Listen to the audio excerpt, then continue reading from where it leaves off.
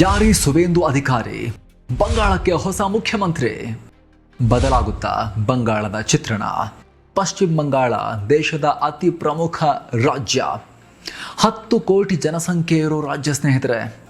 ಧಾರ್ಮಿಕವಾಗಿ, ಸಾಮಾಜಿಕವಾಗಿ, ರಕ್ಷಣಾತ್ಮಕವಾಗಿ ದೇಶಕ್ಕೆ ಅತ್ಯಂತ ಸೂಕ್ಷ್ಮ ರಾಜ್ಯ, ಬಾರ್ಡರ್ ಸ್ಟೇಟ್ ಬಾಂಗ್ಲಾದೇಶದೊಂದಿಗೆ. ಇಂಥ ರಾಜ್ಯಕ್ಕೆ ಬಿಜೆಪಿಯಿಂದ ಮೊದಲ ಮುಖ್ಯಮಂತ್ರಿ ಆಯ್ಕೆಯಾಗಿದ್ದಾರೆ. ಚುನಾವಣೆಯಲ್ಲಿ ಐತಿಹಾಸಿಕ ಗೆಲುವನ್ನು ಪಡೆದು ಬಿಜೆಪಿಯ ಸುವೇಂದು ಅಧಿಕಾರಿಯನ್ನ ಈಗ ಮುಂದಿನ ಮುಖ್ಯಮಂತ್ರಿ ಅಂತ ಡಿಕ್ಲೇರ್ ಮಾಡಲಾಗಿದೆ. ಈ ಮೂಲಕ ಬಿಜೆಪಿಯ ದಶಕಗಳ ಪ್ಲಾನ್ ಕಡೆಗೂ ವರ್ಕೌಟ್ ಆಗಿದೆ. ಹಾಗಾದರೆ ಯಾರಿವರು ಸುವೇಂದು ಅಧಿಕಾರಿ? ಯಾರು? ದೀದಿ ನೆರಳಲ್ಲೇ ಬೆಳೆದ ಶಿಷ್ಯ ಗುರುವನ್ನೇ ಸೋಲಿಸಿ ಸಿಎಂ ಕುರ್ಚಿ ಏರಿದ್ದು ಹೇಗೆ?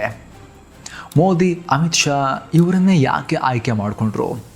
ಇವರ ಮುಂದಿರೋ ಚಾಲೆಂಜಸ್ ಏನು? ಇವರ ಆಸ್ತಿ ಯಾಕೆ ಅಷ್ಟೊಂದು ಕಮ್ಮಿ ಇದೆ? MLA ಆಗಿದ್ರು ಕೂಡ ಇದುವರೆಗೂ ಕೂಡ, ಈಗ ಮುಖ್ಯಮಂತ್ರಿ ಆಗ್ತಿರೋರ್ದು 1 ಕೋಟಿನೂ ಕೂಡ ಇಲ್ಲ ಡಿಕ್ಲೇರ್ಡ್ ಅಸೆಟ್ಸ್. ಯಾಕೆ? ಎಲ್ಲ ನೋಡ್ತಾ ಹೋಗೋಣ ಸ್ನೇಹಿತರೆ. ಕಡೆ ತನಕ ಮಿಸ್ ಮಾಡಿದೆ ನೋಡಿ. ನೀವು ನೋಡ್ತಾ ಇದ್ದೀರಾ ಮಸ್ತ್ ಮಗ ಚಾನಲ್. ನಾನು ಅಮರ್ ಪ್ರಸಾದ್. ದೀದಿ ಕೋಟೆಯಲ್ಲಿ ದಾದಾ ದರ್ಬಾರ್. ಮಾಜಿ ಕಾಂಗ್ರೆಸ್ಸಿಗ, ಈಗ ಬಿಜೆಪಿ ನಾಯಕ. ಸ್ನೇಹಿತರೆ, ಸುವೇಂದು ಅಧಿಕಾರಿ ಹುಟ್ಟಿದ್ದು 1970 ಡಿಸೆಂಬರ್ 15 ಪಶ್ಚಿಮ ಬಂಗಾಳದ ಈಸ್ಟ್ ಮಿಡ್ನಾಪುರ ಜಿಲ್ಲೆಯ ಕರ್ಕುಲಿ ಅನ್ನೋ ಸಣ್ಣ ಹಳ್ಳಿಯಲ್ಲಿ. ಇವ್ರದ್ದು ಬಡ ಫ್ಯಾಮಿಲಿ ಏನಲ್ಲ, ರಾಜಕಾರಣದಲ್ಲಿ ಸಕ್ರಿಯವಾಗಿದ್ದ ಕುಟುಂಬ. ಹಾಗೆ ಬಂಗಾಳದ ರಾಜಕಾರಣದಲ್ಲಿ ಅಧಿಕಾರಿ ಫ್ಯಾಮಿಲಿ ಅಂದರೆ ಅದು ದೊಡ್ಡ ಬ್ರ್ಯಾಂಡೇ. ಇವ್ರ ತಂದೆ ಶಿಶಿರ್ ಕುಮಾರ್ ಅಧಿಕಾರಿ UPA ಸರ್ಕಾರದಲ್ಲಿ, ಕಾಂಗ್ರೆಸ್ ನೇತೃತ್ವದ UPA ಸರ್ಕಾರ, ಮನಮೋಹನ್ ಸಿಂಗ್ ಸರ್ಕಾರದಲ್ಲಿ ಕೇಂದ್ರ ಮಂತ್ರಿಯಾಗಿದ್ದರು. ಇನ್ನು ಸುವೇಂದು ಅವರ ಸಹೋದರರಾದ ದಿವ್ಯೇಂದು ಅಧಿಕಾರಿ ಮತ್ತು ಸೌಮೇಂದು ಅಧಿಕಾರಿ ಸಂಸದರಾಗಿ, ಶಾಸಕರಾಗಿ ಕೆಲಸ ಮಾಡ್ತಿದ್ದಾರೆ. ಈಸ್ಟ್ ಮಿಡ್ನಾಪುರ, ಕಾಂತಿ ಮತ್ತು ಹಲ್ದಿಯಾ ಭಾಗಕ್ಕೆ ಹೋದರೆ ಸಿಕ್ಕಾಪಟ್ಟೆ ಜನಪ್ರಿಯರಿದ್ದಾರೆ. ಆದರೆ ಸುವೇಂದುಗೆ CM ಚೇರ್ ಸುಮ್ಮನೆ ಬಂದು ಸಿಕ್ಕಿಲ್ಲ ಹೆಸರಿಂದ. ಅವರು ಗ್ರೌಂಡ್ ಲೆವೆಲ್ನಿಂದ ಹಂತ ಹಂತವಾಗಿ ಮೇಲಕ್ಕೆ ಬಂದಿದ್ದಾರೆ. ಈ ಸುವೇಂದು ರಾಜಕೀಯಕ್ಕೆ ಎಂಟ್ರಿ ಕೊಟ್ಟಿದ್ದು 1989 ಆಸುಪಾಸಲ್ಲಿ. ಅದು ಕಾಂಗ್ರೆಸ್ನ ಸ್ಟೂಡೆಂಟ್ ವಿಂಗ್ ಛಾತ್ರ ಪರಿಷತ್ ಮೂಲಕ. ಆದರೆ ಅವರ ಲಕ್ ಬದಲಾಗಿದ್ದು 1998 ಮಮತಾ ಬ್ಯಾನರ್ಜಿ ಕಾಂಗ್ರೆಸ್ ಬಿಟ್ಟು TMC ಕಟ್ಟಿದಾಗ. ಸುವೇಂದು ಕೂಡ ದೀದಿಯ ಸೈನಿಕನಾಗಿ ಮುಂದೆ ನಿಂತಿದ್ರು. 2006 ಕಾಂತಿ ದಕ್ಷಿಣ ಕ್ಷೇತ್ರದಿಂದ ಮೊದಲ ಬಾರಿಗೆ ಶಾಸಕರಾಗಿ ಅಸೆಂಬ್ಲಿ ಮೆಟ್ಟಿಲೇರಿದ್ರು. ಆದರೆ ಸುವೇಂದು ಇಡೀ ಬಂಗಾಳದ ಹಣೆ ಬರಹ ಬದಲಿಸಿದ್ದು 2007 ನಂದಿಗ್ರಾಮದ ಆ ಮಹಾ ಹೋರಾಟದಲ್ಲಿ. ಅದೇನು ಅಂತ ನೋಡೋ ಮುನ್ನ ಸ್ನೇಹಿತರೆ, ಒಂದು ಸಣ್ಣ ಮಾಹಿತಿ. ಸರ್ಕಾರಗಳು ಬಂದು ಏನು ಸ್ಕೀಮ್ ಕೊಡ್ತವೆ ಅಂತ ಹೇಳಿ ಲೈಫಲ್ಲಿ ವೆಯ್ಟ್ ಮಾಡ್ತಾ ಕೂರಕ್ಕಾಗೋದಿಲ್ಲ. ನಮ್ಮ ಪ್ರೊಟೆಕ್ಷನ್ ನಾವು ನೋಡ್ಕೊಳ್ಳೇಬೇಕಲ್ವಾ. ಹಾಗಾಗಿ ಸ್ನೇಹಿತರೆ, ಬೇಸಿಕ್ ಏನು ಹೇಳಿ, ಬೇಸಿಕ್ ಪ್ರೊಟೆಕ್ಷನ್ ಪ್ಲಾನ್ಸ್ ಯಾವುದು? ಹೆಲ್ತ್ ಇನ್ಶೂರೆನ್ಸ್ ಪ್ರತಿಯೊಬ್ಬರಿಗೂ ಅನಿವಾರ್ಯ, ಹಾಗೆ ಟರ್ಮ್ ಇನ್ಶೂರೆನ್ಸ್. ಇದು 2 ಮಾಡಿಸಿದಾಗ ಎಮರ್ಜೆನ್ಸಿ ಹಾಗೂ ಅನಿರೀಕ್ಷಿತ ಘಟನೆಗಳಿಂದ ಫ್ಯಾಮಿಲಿಗೆ, ನಿಮಗೆ ಹೆಲ್ತ್ನ ಭದ್ರತೆ, ಹೆಲ್ತ್ ಇನ್ಶೂರೆನ್ಸ್ ಇದ್ದಾಗ ಹಾಸ್ಪಿಟಲ್ ಬಿಲ್ನ ಭಯ ಇರೋದಿಲ್ಲ. ನೀವು 10 ಲಕ್ಷಕ್ಕೋ 15 ಲಕ್ಷಕ್ಕೋ ಹೆಲ್ತ್ ಇನ್ಶೂರೆನ್ಸ್ ಮಾಡಿಸಿದ್ರೆ ಅಪ್ ಟು ದ್ಯಾಟ್ ಅಮೌಂಟ್ ನೀವು ಯಾವುದೇ ಬೆಸ್ಟ್ ಆಫ್ ದಿ ಬೆಸ್ಟ್ ಹಾಸ್ಪಿಟಲ್ಸಲ್ಲಿ, best of the best surgeons ಹತ್ರ ಅಥವಾ ಡಾಕ್ಟರ್ಸ್ ಹತ್ರ ಟ್ರೀಟ್ಮೆಂಟನ್ನು ಫ್ರೀಯಾಗಿ ಪಡಿಬೋದು. ಅದೊಂಥರ ಹೆಲ್ತ್ನ ಸೆಕ್ಯೂರಿಟಿ. ಹಾಗೆ ಟರ್ಮ್ ಇನ್ಶೂರೆನ್ಸ್ ಮಾಡಿಸಿದಾಗ ದುಡಿಯೋ ವ್ಯಕ್ತಿಯನ್ನು ಫ್ಯಾಮಿಲಿ ಕಳ್ಕೊಂಡ್ರೆ, ನೀವು 1 ಕೋಟಿಗೋ 2 ಕೋಟಿಗೋ ಮಾಡಿಸಿದರೆ ಅಷ್ಟು ಅಮೌಂಟ್ ಟ್ಯಾಕ್ಸ್ ಫ್ರೀಯಾಗಿ ಲಮ್ಸಮ್ಮಲ್ಲಿ ಒಂದು ಶಾಟ್ನಲ್ಲಿ ಫ್ಯಾಮಿಲಿಗೆ ಸಿಗುತ್ತೆ. ಅವರ ಮುಂದಿನ ಜೀವನಕ್ಕೆ ಆರ್ಥಿಕ ಭದ್ರತೆ ಸಿಗುತ್ತೆ. ಸೊ 2ರ ಲಿಂಕನ್ನು ಕೂಡ ಡಿಸ್ಕ್ರಿಪ್ಷನ್ ಪಿನ್ ಮಾಡಿರೋ ಕಾಮೆಂಟಲ್ಲಿ ಕೊಟ್ಟಿರ್ತೀವಿ. ಆಸಕ್ತರು ಮಿಸ್ ಇಲ್ಲದೆ ಚೆಕ್ ಮಾಡಿ ಸ್ನೇಹಿತರೆ. ಬನ್ನೀಗ ಮುಂದುವರಿಯೋಣ. ಸ್ನೇಹಿತರೆ, ಸುವೇಂದು ಅವರ ರೋಚಕ ಜರ್ನಿ. ಅವತ್ತು ಕಮ್ಯುನಿಸ್ಟ್ CM ಬುದ್ಧದೇವ್ ಭಟ್ಟಾಚಾರ್ಯ ಸರ್ಕಾರ ನಂದಿಗ್ರಾಮ್ನಲ್ಲಿ ಇಂಡೋನೇಷ್ಯಾದ ಸಲೀಂ ಗ್ರೂಪ್ನ ಕೆಮಿಕಲ್ ಹಬ್ ಮಾಡೋಕೆ ಅಂತ ರೈತರ ಭೂಮಿಯನ್ನು ಕೊಡೋಕೆ ಮುಂದಾಗಿತ್ತು. ಆಗ ಜನರನ್ನ ಒಗ್ಗೂಡಿಸಿ ಭೂಮಿ ಉಚ್ಛೇದ ಪ್ರತಿರೋಧ ಕಮಿಟಿ ಕಟ್ಟಿದ್ದೇ ಈ ಸುವೇಂದು. ಆ ಹೋರಾಟದಲ್ಲಿ ಮಮತಾ ಬ್ಯಾನರ್ಜಿ ಕೇವಲ ಮುಖ ಆಗಿದ್ರು, ಆದರೆ ಗ್ರೌಂಡ್ನಲ್ಲಿ ನಿಂತು ಪೊಲೀಸರೊಂದಿಗೆ ಗುದ್ದಾಟ ಮಾಡಿದವರು ಇದೇ ಸುವೇಂದು ಅಧಿಕಾರಿ. 2007 ಮಾರ್ಚ್ 14 ನಡೆದಂಥ ಭೀಕರ ಪೊಲೀಸ್ ಫೈರಿಂಗ್ನಲ್ಲಿ 14 ಜನ ರೈತರು ಪ್ರಾಣ ಕಳ್ಕೊಂಡ್ರು. ಇಡೀ ಬಂಗಾಳ ಹೊತ್ತಿ ಉರಿತು. ಆ ರಕ್ತಸಿಕ್ತ ಹೋರಾಟ 34 ವರ್ಷಗಳ ಕಮ್ಯುನಿಸ್ಟ್ ಆಡಳಿತವನ್ನು ಬಂಗಾಳದಿಂದ ಕಿತ್ತೆಸೆದು ಮಮತಾ ಬ್ಯಾನರ್ಜಿಗೆ ಅಧಿಕಾರವನ್ನು ಕೊಡ್ತು. ಆ ಹೋರಾಟದಲ್ಲಿ ಮುಂಚೂಣಿಯಲ್ಲಿ ನಿಂತು ಬಡಿದಾಡಿದ್ದು ಸುವೇಂದು ಅಧಿಕಾರಿ. ಇದಾದಮೇಲೆ ಸುವೇಂದು ರೇಂಜ್ ಹೇಗಿತ್ತು ಅಂತ ಹೇಳಿದ್ರೆ ಸ್ನೇಹಿತರೆ, ಪಶ್ಚಿಮ ಬಂಗಾಳದ ಪಾಲಿಟಿಕ್ಸ್ನಲ್ಲಿ 2009-14 ತಮ್ಲುಕ್ ಕ್ಷೇತ್ರದಿಂದ MP ಆಗೂ ಆಯ್ಕೆಯಾದರು. 2016 ರಾಜ್ಯ ರಾಜಕಾರಣಕ್ಕೆ ವಾಪಸ್ ಬಂದು ನಂದಿಗ್ರಾಮ್ನಿಂದಲೇ ಶಾಸಕರು ಆದರು. ಮಮತಾ ಕ್ಯಾಬಿನೆಟ್ನಲ್ಲಿ ಸಾರಿಗೆ ಮತ್ತು ನೀರಾವರಿಯಂತಹ ಅತಿ ಸೂಕ್ಷ್ಮ ಮತ್ತು ಮುಖ್ಯ ಖಾತೆಗಳನ್ನು ನಿಭಾಯಿಸಿದ್ರು. ಒಂದು ಟೈಮ್ನಲ್ಲಿ TMC ಅಂದರೆ ಅದು ಕೇವಲ ಮಮತಾ ಮತ್ತು ಸುವೇಂದು ಅನ್ನೋ ರೇಂಜ್ಗೆ ಇವರ ಅಬ್ಬರ ಇತ್ತು. ಆದರೆ TMCನಲ್ಲಿ ಇವರು ಈ ರೇಂಜ್ಗೆ ಬೆಳೆದಿದ್ದೇ ಇವ್ರ ಪಾಲಿಗೆ ದೊಡ್ಡ ಶತ್ರುವಾಯಿತು. ಅವರ ಬೆಳವಣಿಗೆನೇ ಅವರಿಗೆ ಮುಳುವಾಯಿತು. ದೀದಿ ವರ್ಸಸ್ ದಾದಾ. TMC ಬಿಟ್ಟು BJPಗೆ ಸೇರಿದ್ಯಾಕೆ? ಎಲ್ಲ ಚೆನ್ನಾಗಿ ನಡೀತಿರುವಾಗಲೇ TMCನಲ್ಲಿ ಬಿರುಕು ಶುರುವಾಯಿತು. ಅದಕ್ಕೆ ಕಾರಣ ಮಮತಾ ಸೋದರಳಿಯ ಅಭಿಷೇಕ್ ಬ್ಯಾನರ್ಜಿ ಎಂಟ್ರಿ, ಮಮತಾರ ನೆಪೋಟಿಸಮ್. ಸುವೇಂದು ಮಹತ್ವಾಕಾಂಕ್ಷಿಯಾಗಿದ್ದರು. ಮಮತಾ ಆದಮೇಲೆ ಆದರೂ ಕೂಡ ನಾನು ಆ ಜಾಗಕ್ಕೆ ಬರಬೇಕು ಅಂತ. ಆದರೆ ಅಭಿಷೇಕ್ ಬಂದ ಮೇಲೆ ಸುವೇಂದು ಸೈಡ್ಲೈನ್ ಆಗ್ತಾ ಬಂದರು ಅಲ್ಲಿಂದ. ಇದು ಸುವೇಂದು ಅವರಿಗೆ ಸಹಿಸೋಕೆ ಆಗಲಿಲ್ಲ. ಸುವೇಂದು ಮಮತಾಗೆ ಹಂತ ಹಂತವಾಗಿ ಶಾಕ್ ಕೊಡೋಕ್ಕೆ ಶುರು ಮಾಡಿದ್ರು. 2020 ನವೆಂಬರ್ 27 ಮೊದಲು ತಮ್ಮ ಸಚಿವ ಸ್ಥಾನಕ್ಕೆ ರಾಜೀನಾಮೆ ಕೊಟ್ಟರು. ಡಿಸೆಂಬರ್ 16 ಶಾಸಕ ಸ್ಥಾನಕ್ಕೆ ರಾಜೀನಾಮೆ ಕೊಟ್ಟರು. ಡಿಸೆಂಬರ್ 17 TMC ಪಾರ್ಟಿಗೇನೆ ಗುಡ್ ಬೈ ಹೇಳಿದ್ರು, ಹೊರಗೆ ಬಂದುಬಿಟ್ರು TMCನಿಂದ. ಆಮೇಲೆ 2020 ಡಿಸೆಂಬರ್ 19 ಬಂಗಾಳ ಪಾಲಿಟಿಕ್ಸ್ನಲ್ಲಿ ದೊಡ್ಡ ಹಿಸ್ಟ್ರಿ ಕ್ರಿಯೇಟ್ ಆಯಿತು.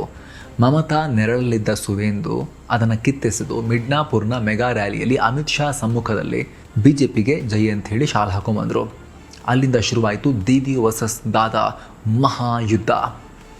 ಇಲ್ಲಿ BJP ಸೇರಿದ್ದಕ್ಕೆ TMC ಬೇರೆ ಬೇರೆ ಕಾರಣಗಳನ್ನು ಕೊಡುತ್ತೆ. TMC ಹೇಳೋ ಪ್ರಕಾರ ಸುವೇಂದು ಪಕ್ಷ ಬಿಟ್ಟಿದ್ದು ಸ್ವಾಭಿಮಾನಕ್ಕಲ್ಲ, ಬದಲಿಗೆ CBI ಮತ್ತು ED ರೇಡ್ಗಳಿಗೆ ಹೆದರಿ ಅವ್ರು ಹೋದರು, ಭ್ರಷ್ಟರಾಗಿದ್ದರು, ಇಲ್ಲಾಂದರೆ ಹಿಡಿದಾಕ್ತಿದ್ರು, ಅದಕ್ಕೆ ಹೋದರು ಅಂತ. 2016 ಬಂಗಾಳದಲ್ಲಿ ನಾರದಾ ಸ್ಟಿಂಗ್ ಆಪರೇಷನ್ ಭಾರಿ ಸತ್ತು ಮಾಡಿತ್ತು. TMCಯ ಹಲವು ನಾಯಕರು ಕ್ಯಾಮ್ರಾ ಮುಂದೆನೇ ಲಂಚ ತಗೊಳ್ತಾ ಸಿಕ್ಕಿಬಿದ್ದಿದ್ರು. ಇದರಲ್ಲಿ ಸುವೇಂದು ಅಧಿಕಾರಿ ಹೆಸರು ಕೂಡ ಇತ್ತು. ಇದಾದ ಮೇಲೆ ಸುವೇಂದು ಬೆನ್ನತ್ತಿದ್ವು ಕೇಂದ್ರದ ತನಿಖಾ ಸಂಸ್ಥೆಗಳು. BJP ಸರ್ಕಾರದ ಈ ED CBI ರೇಡ್ಗಳು ಅರೆಸ್ಟ್ ಭೀತಿಯಿಂದ ಬಚಾವಾಗೋಕೆ ಸುವೇಂದು ಹೋಗಿ ಅವ್ರ ಪಾಳ್ಯವನ್ನೇ ಸೇರಿಕೊಂಡು ರಾಜಿ ಆಗಿಬಿಟ್ರು ಅನ್ನೋದು ಮಮತಾ ಆ್ಯಂಡ್ ಟೀಮ್ ಮಾಡೋ ಆರೋಪ. ಇದನ್ನೇ TMC ವಾಷಿಂಗ್ ಮಷಿನ್ ಪಾಲಿಟಿಕ್ಸ್ ಅಂತ ಕರೆಯುತ್ತೆ BJPಗೆ. ಆದರೆ ಸುವೇಂದು ನಿರಾಕರಿಸಿದ್ರು. ಅವ್ರ ಸ್ಟ್ಯಾಂಡ್ ಅವರು ಅದನ್ನು ಹೇಳ್ತಾ ಬಂದರು, ಇಲ್ಲ ಅಲ್ಲಿ ನೆಪೋಟಿಸಮ್ ಇತ್ತು ಅಂಥೇಳಿ. BJPಯಲ್ಲಿ ಜಾಯ್ನ್ ಆದಮೇಲೆ ಮಮತಾ ವಿರುದ್ಧ ದೊಡ್ಡ ಅಸ್ತ್ರ ಆದರು ಅವರು. 2021 ಚುನಾವಣೆಯಲ್ಲಿ ಮಮತಾ ಬ್ಯಾನರ್ಜಿ ಭವಾನಿಪುರ್ನಿಂದ ಸೇಫ್ ಸೀಟ್ ಬಿಟ್ಟು ಸುವೇಂದುಗೆ ಪಾಠ ಕಲಿಸೋಕೆ ಅಂಥೇಳಿ ಅವ್ರದ್ದೇ ತವರು ಕ್ಷೇತ್ರ ನಂದಿಗ್ರಾಮಕ್ಕೆ ಬಂದರು. ಅದು ಈ ಶತಮಾನದ ದೊಡ್ಡ ಪೊಲಿಟಿಕಲ್ ಫೈಟ್. ಇಡೀ ದೇಶದ ಕಣ್ಣು ನಂದಿಗ್ರಾಮ್ ಮೇಲಿತ್ತು. 2021 ಮೇ 2 ರಿಸಲ್ಟ್ ದಿನ ಭಾರಿ ಡ್ರಾಮಾ ಕೂಡ ನಡೀತು, ಮಹಾನಾಟಕ. ಸಂಜೆ 4 ಗಂಟೆ ಸುಮಾರಿಗೆ ಮಮತಾ ಬ್ಯಾನರ್ಜಿ 1200 ವೋಟ್ಗಳ ಅಂತರದಿಂದ ಗೆದ್ದರು ಅಂತ ನ್ಯೂಸ್ ಬಂದೇ ಬಿಡ್ತು.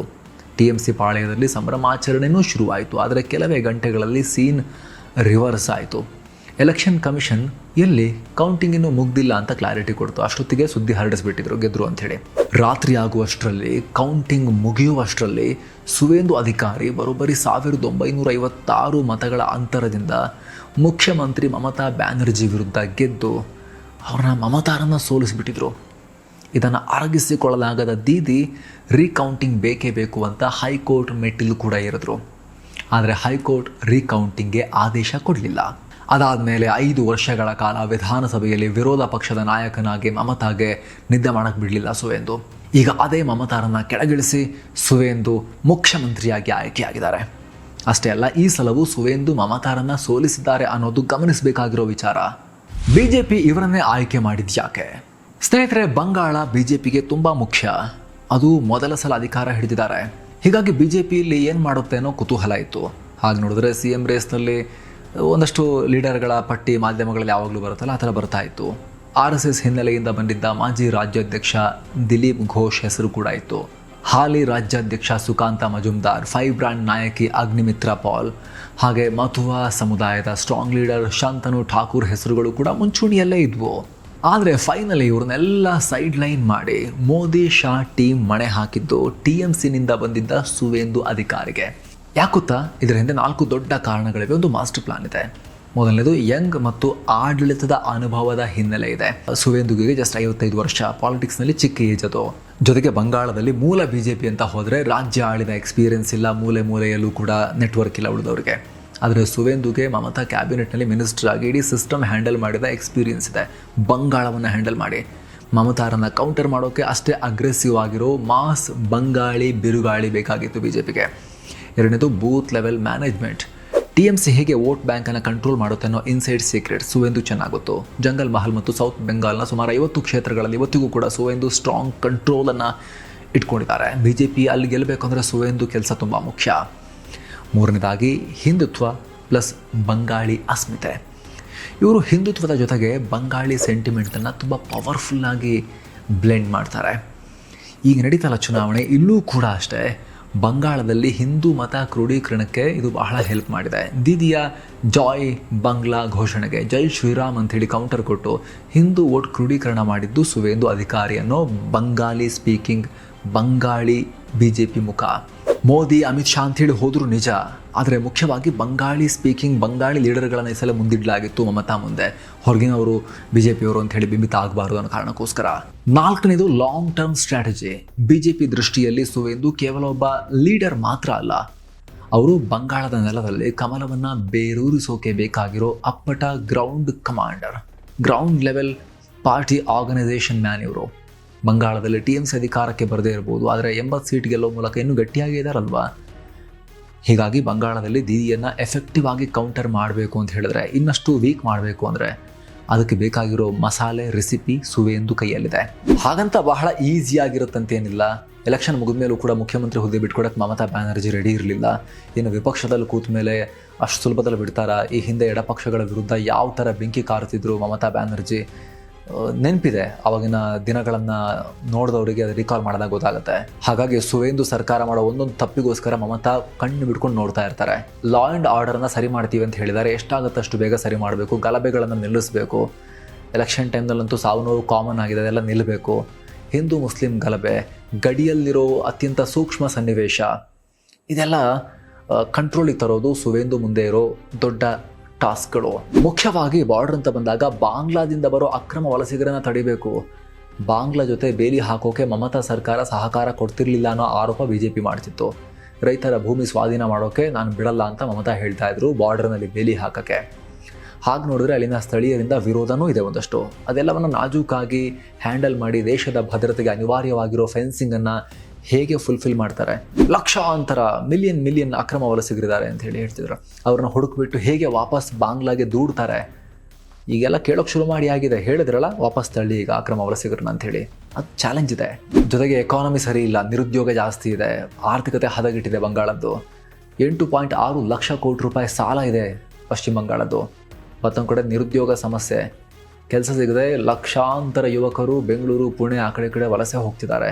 ಕೈಗಾರಿಕೆ ಎಲ್ಲ ಅಷ್ಟು ಇಲ್ಲ ಅಲ್ಲಿ. ಮೊದಲು ಕಮ್ಯುನಿಸ್ಟ್ರು, ಆಮೇಲೆ TMC, ಇವರ ಆರ್ಭಟದಲ್ಲಿ ಆಗ ಎಕಾನಮಿ ಕೈಗಾರಿಕೆ ಎಲ್ಲ ಬಿದ್ದು ಹೋಗ್ಬಿಟ್ಟಿದೆ. ಕಮ್ಯುನಿಸ್ಟ್ರ ಕಾಲದಲ್ಲಂತೂ ಸತ್ಯಾನಾಶ. ಮಮತಾ ಬ್ಯಾನರ್ಜಿ ಬಂದಮೇಲೆ ಸ್ವಲ್ಪ ಪರವಾಗಿಲ್ಲ ಕಮ್ಯುನಿಸ್ಟ್ರಿ ಕಂಪೇರ್ ಮಾಡಿದ್ರೆ, ಬಟ್ ತುಂಬ ರಿಪೇರಿ ಆಗೋದು ಬಾಕಿ ಇದೆ. ಒಂದು ಕಾಲದಲ್ಲಿ ಕೋಲ್ಕತ್ತಾ ಭಾರತದ ಮುಖ್ಯ ಎಕಾನಮಿಕ್ ಹಬ್ ಆಗಿತ್ತು, ಭಾರತದ ಪವರ್ ಸೆಂಟರ್ ಆಗಿತ್ತು ಬ್ರಿಟಿಷರ ಕಾಲ ಅದಕ್ಕಿಂತ ಹಿಂದೆ ಹೋದರೂ ಕೂಡ. ಆದರೆ ಸ್ವಾತಂತ್ರ್ಯ ನಂತರ ಹಂತವಾಗಿ ಅದನ್ನು ಇಂಪ್ರೂವ್ ಮಾಡ್ಕೊಂಡು ಹೋಗಿ ಇಡೀ ಈಶಾನ್ಯ ಭಾರತದ ದೊಡ್ಡ ನಗರವನ್ನಾಗಿ ಕಟ್ಟೋದಕ್ಕೆ ಮುಂದಾಗದೆ ಮೊದಲು ಕಾಂಗ್ರೆಸ್ನವರು ಆಮೇಲೆ ಕಮ್ಯುನಿಸ್ಟರು ಅದನ್ನು ಹಾಳು ಮಾಡಿದ್ರು, ಕೋಲ್ಕತ್ತಾವನ್ನು ಹಾಳು ಮಾಡಿದ್ರು. ಆಮೇಲೆ ಮಮತಾ ಬ್ಯಾನರ್ಜಿ ಭಾಳ ಏನು ಇಂಪ್ರೂವ್ ಮಾಡಲಿಲ್ಲ. ಈಗ ನೆಕ್ಸ್ಟ್ ಏನಾಗುತ್ತೆ ನೋಡಬೇಕು. ಇಡೀ ನಾರ್ತ್ ಈಸ್ಟ್ ಭಾರತಕ್ಕೆ, ಆಸಿಯಾನ್ ಕಂಟ್ರಿಗಳೊಂದಿಗಿನ ಭಾರತದ ಕನೆಕ್ಟಿವಿಟಿಗೆ ಸೆಂಟರ್ ಪಾಯಿಂಟ್ ಆಗ್ಬೋದು ಕೋಲ್ಕತ್ತಾ ಮನ್ಸು ಮಾಡಿದ್ರೆ ಅವರು. ಇನ್ನು BJPಯ ಒಳಗೂ ಕೂಡ ಹಳೆ ಮೂಲ ವಲಸಿಗರು, RSS ಮೂಲದವರು, BJPಯ ಮೂಲ ನಿವಾಸಿಗಳು, ಆಮೇಲೆ ವಲಸಿಗರು, ಅವ್ರ ನಡುವೆ ಸ್ವಲ್ಪ ಕೋಲ್ಡ್ ವಾರ್ ಇರುತ್ತೆ. ಅದನ್ನು ಕೂಡ ಸಮಾಧಾನ ಮಾಡ್ಕೊಂಡು ಕರ್ಕೊಂಡು ಹೋಗಬೇಕು. 4ನೇ ಸವಾಲು ಸಿಂಡಿಕೇಟ್ ರಾಜ್. ಬಂಗಾಳದ ಪ್ರತಿಯೊಂದು ಕಾಂಟ್ರಾಕ್ಟ್, ಬಿಲ್ಡಿಂಗ್ ಕೆಲಸದಲ್ಲೂ ಕೂಡ ಕಟ್ ಮನಿ ಪಡೆಯೋ ಸಿಂಡಿಕೇಟ್ ದಂಧೆ ಬೇರೂರಿದೆ. ಎಲ್ಲದಕ್ಕೂ ಕಮಿಷನ್ ಕೊಡಬೇಕು. ಅದು ಇಲ್ಲಾಂದ್ರೆ ಬಿಡೋದಿಲ್ಲ, ಕೆಲಸ ಆಗ್ಲಿಕ್ಕೆ ಬಿಡಲ್ಲ. ಅದನ್ನು ತಡಿಬೇಕು. ಈಗ ಎಡಪಕ್ಷಗಳ ಕಾಲದಲ್ಲೂ ಇತ್ತು, ಮಮತಾ ಕಾಲದಲ್ಲೂ ಇತ್ತು. ಇನ್ನು ಇವರ ಬಯೋಡೇಟಾ ನೋಡೋದಾದರೆ, ಇವರು ರವೀಂದ್ರ ಭಾರತಿ ಯೂನಿವರ್ಸಿಟಿಯಿಂದ MA ಮಾಸ್ಟರ್ ಡಿಗ್ರಿ ಮಾಡ್ಕೊಂಡಿದ್ದಾರೆ. ಇವರು ಅನ್ಮ್ಯಾರಿಡ್, ಅಂದರೆ ಮದುವೆ ಆಗಿಲ್ಲ ಇವರು. ಹಾಗೆ ಇತ್ತೀಚಿನ ಅಫಿಡವಿಟ್ ಪ್ರಕಾರ ಸುವೇಂದು ಅವರ ಆಸ್ತಿ ಅಂದಾಜು 61 ಲಕ್ಷ ರೂಪಾಯಿ. ಅಂದರೆ ಈಗ ಬಡ CM ಅಥವಾ ಕಡಿಮೆ ಆಸ್ತಿ ಇರೋ CM ಲಿಸ್ಟ್ನಲ್ಲಿ ಒಮರ್ ಅಬ್ದುಲ್ಲಾ ಬಿಟ್ಟರೆ 2ನೇ ಸ್ಥಾನದಲ್ಲಿ ಸುವೇಂದು ಅಧಿಕಾರಿನೇ ಬರ್ತಾರೆ. ಸುಮಾರು 1/2 ಕೋಟಿ ಆಸ್ತಿ ಅಷ್ಟೇ. 1 ಕೋಟಿನೂ ಇಲ್ಲ, 60 ಲಕ್ಷ ಆಸುಪಾಸು ಅಂತ ಡಿಕ್ಲೇರ್ ಮಾಡ್ಕೊಂಡಿದ್ದಾರೆ ಇವರು. ಈ ಬಗ್ಗೆ ನಿಮ್ಮ ಒಪಿನಿಯನ್ ಏನು ಮಿಸ್ ಇಲ್ಲದೆ ಕಾಮೆಂಟ್ ಮಾಡಿ ತಿಳಿಸಿ. ಹಾಗೆ ಒಂದು ಕ್ವಿಕ್ ರಿಮೈಂಡರ್, ಆಗಲೇ ಹೇಳಿದ ಹೆಲ್ತ್ ಇನ್ಶೂರೆನ್ಸ್ ಹಾಗೂ ಟರ್ಮ್ ಇನ್ಶೂರೆನ್ಸ್ನ ಲಿಂಕ್ ವಿಡಿಯೋ ಕೆಳಗಡೆ ಡಿಸ್ಕ್ರಿಪ್ಷನ್ ಮತ್ತು ಪಿನ್ ಮಾಡಿರೋ ಕಾಮೆಂಟ್ನಲ್ಲಿದೆ. ಆಸಕ್ತರು ಮಿಸ್ ಇಲ್ಲದೆ ಚೆಕ್ ಮಾಡಿ ನಿಮ್ಮ ಫ್ಯಾಮಿಲಿಗೆ ಬೇಸಿಕ್ ಪ್ರೊಟೆಕ್ಷನನ್ನು ನೀವು ಒದಗಿಸ್ಬೋದು. Thank you so much. ಮತ್ತೆ ಭೇಟಿ ಆಗ್ತಿರೋಣ ಸ್ನೇಹಿತರೆ. ನಮಸ್ಕಾರ.